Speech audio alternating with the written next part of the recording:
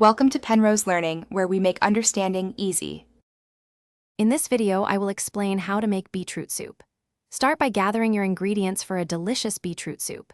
You'll need about 1 pound of fresh beetroots, a medium onion, 2 cloves of garlic, 4 cups of vegetable broth, and a splash of cream or coconut milk for richness. Ensure your beetroots are washed and peeled. This simple preparation sets the stage for a vibrant and flavorful dish that's both nutritious and comforting, perfect for any time of year. Now, let's prepare our aromatics. Peel and finely dice 1 medium onion and 2 cloves of garlic. In a medium-sized pot, heat about 2 tablespoons of olive oil over medium heat.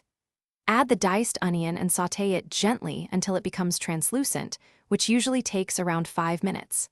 Then, add the minced garlic and cook for another minute until fragrant, being careful not to burn it. Next, it's time for the star ingredient.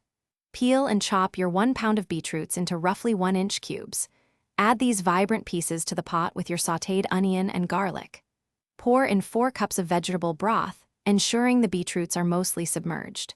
Bring the mixture to a gentle boil, then reduce the heat to low, cover, and let it simmer for 20 to 30 minutes, or until the beetroots are fork tender.